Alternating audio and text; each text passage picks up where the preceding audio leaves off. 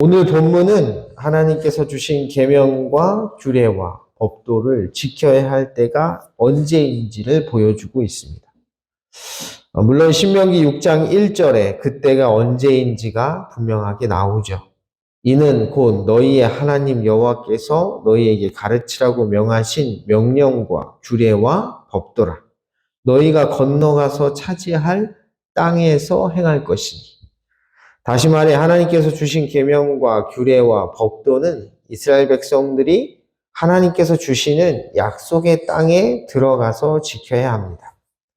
따라서 이스라엘 백성들이 하나님께서 주신 계명과 규례와 법도를 지켜야 할 때는 언제냐면 그들이 약속의 땅인 가나안 땅에 발을 내딛는 순간부터입니다.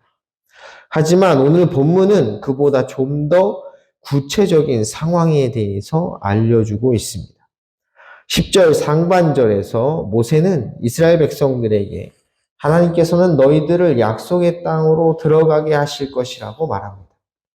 내 하나님 여호와께서 내 조상 아브라함과 이삭과 야곱을 향하여 내게 주리라 맹세하신 땅으로 너를 들어가게 하시고 그리고 그들이 살 성읍도 하나님께서 주실 것이라고 말하죠. 크고 아름다운 성읍을 얻게 하시며 여기서 아름다운으로 번역된 단어는 좋은 또는 선한이란 뜻입니다. 따라서 그들은 하나님이 보시기에 좋고 선한 성읍을 받게 된다는 것이죠.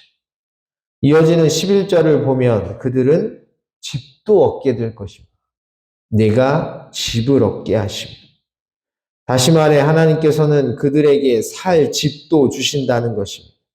하지만 여기서 끝이 아니죠. 하나님께서는 그들에게 우물도 주십니다. 또한 그들에게 먹을 것도 주시죠. 그 결과 그들은 약속의 땅에서 어떻게 될 거냐면 배부르게 먹게 될 것입니다.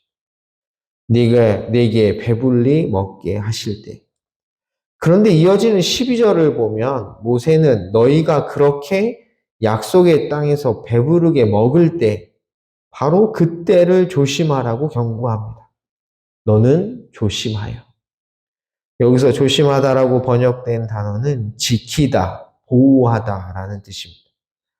따라서 모세는 이스라엘 백성들에게 내가 약속의 땅에 들어가서 풍족함을 누리게 되는 그때 너는 지키고 보호하라는 것입니다.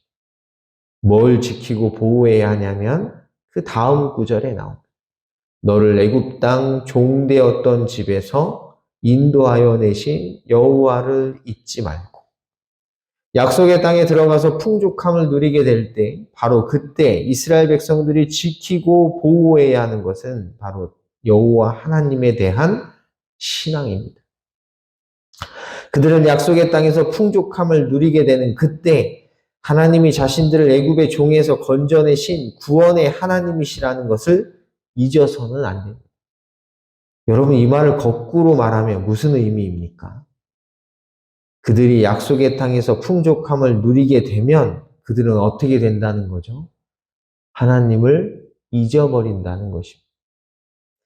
참으로 이해할 수 없는 부분이 아닐 수 없죠. 왜냐하면 약속의 땅에서 풍족함을 누릴 때 사실 그들은 더욱더 하나님을 경외하고 섬겨야 하는 것이 마땅합니다.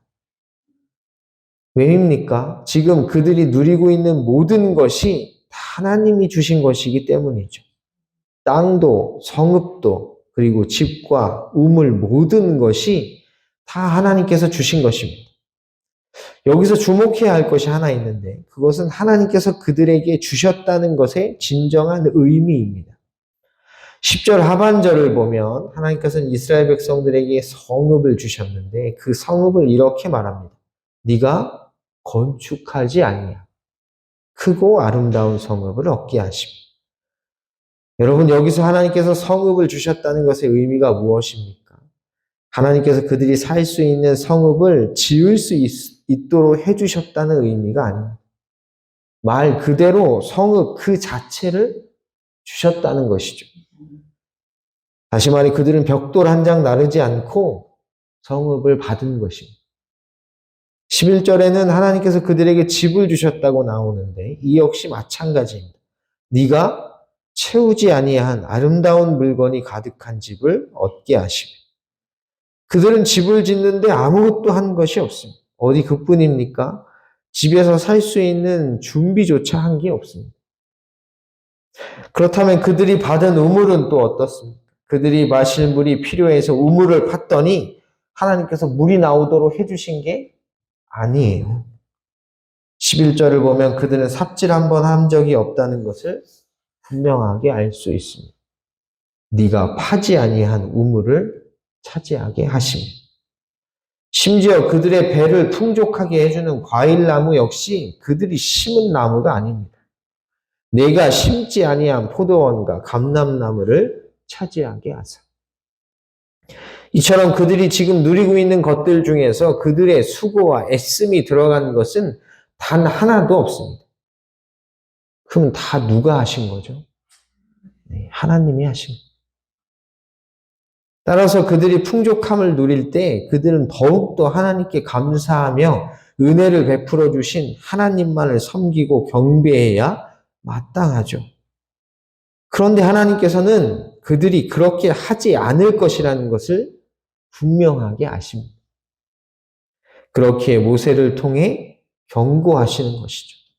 네게 배불리 먹게 하실 때 너는 조심하여 너를 애굽 땅 종되었던 집에서 인도하여 내신 여호와를 잊지 말고 내 하나님 여호와를 경외하며 그를 섬기고 그리고 그것을 맹세하게 하십니다. 그의 이름으로 맹세할 것입니다. 이때 하나님께서 이스라엘 백성들에게 맹세하도록 하신 내용은 총 4가지입니다. 첫 번째는 14절에 나오는데 너희는 다른 신들 곧 내 사면에 있는 백성의 신들을 따르지 말라. 두 번째는 16절에 나옵니다. 하나님을 시험하지 말라. 세 번째는 하나님께서 지키라고 명령하신 것을 지키라. 마지막 4번째는 18절 상반절에 나오죠. 여호와 보시기에 정직하고 선량한 일을 행하라. 가진 것이 많아 풍족함을 누릴 때 인간은 하나님을 잊습니다. 여러분 왜인 줄 아세요? 그것이 아담이 지은 죄의 본질이기 때문입니다. 그는 동산의 모든 것을 먹을 수 있었습니다. 하지만 오직 단 하나만이 금지되었죠. 하지만 그는 끝내 그 하나마저도 탐합니다. 여러분 이것이 타락한 인간의 본성이죠. 바로 아담의 후손으로 이 땅에 태어난 나의 본성입니다. 때문에 우리는 항상 우리의 신앙을 지키고 보호해야 합니다. 나를 죄에서 건져주신 구원의 하나님, 그리고 그 구원의 하나님께서 지금까지 나를 먹이시고 입히시고 지켜주신다는 것을 기억해야 합니다. 그리고 이것은 우리의 신앙에 있어서 해도 그만, 안 해도 되는 선택의 문제가 아닙니다. 왜냐하면 그렇게 하느냐, 하지 못하느냐에 따라서 생명과 죽음이 나눠지기 때문입니다. 너희 중에 계신 너희 하나님 여호와는 질투하시는 하나님이신즉 너희의 하나님 여호와께서 내게 진노하사 너를 지면에서 멸절시킬까 두려워한다. 이것을 꼭 기억하셔서 특별히 내가 잘 될 때, 내 삶이 풍족하고 윤택할 때 내 신앙을 더 돌아보시고 지켜야 합니다. 나를 죄의 종에서 건져주신 구원의 은혜를 가슴 깊이 새기셔서 오직 하나님 한 분만을 섬기며 경외하시기를 주님의 이름으로 간절히 소원합니다. 기도하겠습니다.